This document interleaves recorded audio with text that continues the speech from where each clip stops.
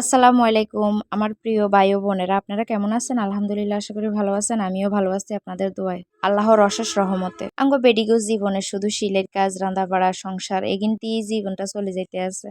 আমরা আঙ্গ বেডিগো এসব গিনি ছাড়া আর কোনো কিছু নেই। আছে অনেক কিছুই আছে, কিন্তু বেডিগো বিশেষ করে সংসারটা প্রয়োজন। সংসার জীবনে আঙ্গ বেডিগো বেশি গুরুত্বপূর্ণ। আমরা বেডিরা সংসার জীবনে বেশি জড়িত হয়ে থাকি। একটা প্রবাদ বাক্য আছে যে শাড়িতেই নারী, কিন্তু আমি মনে করি না শাড়িতেই নারী নয়। অনেকে কয় হিজাবেই নারী, হিজাব পরলে নারীরা পর্দাশীল সুন্দর। কিন্তু ভাই বোনেরা, আপনারা একটা জিনিস চিন্তা করেন, হিজাব তো আমরা কম বেশ ব্যাকে হিন্দি, তো বেডিগুবিতে বালা খারাপ ব্যাকে রে আছে। কে বালা কে বুড়ে আমরা জানি না, কিন্তু হিজাব পরলে সুন্দর লাগে আমি মনে করি। এটা হিজাব পরলে যে মূলত বৃত্তের মনের পর্দাশীল, সবকিছুর পর্দাশীল হয়ে গেছে, এটা নয়। তো হিয়ার হরে দিয়ে আপনাকে আর কি কইয়াম, অবশেষে এটা হচ্ছে একটা ওয়ার্ডারি হিজাব। বড় একদম পা পর্যন্ত হিজাবটা মূলত খুব সুন্দর হয়েছে শিলানি। এই হিজাবটা আমার বড় মেয়ে সেলাই করছে।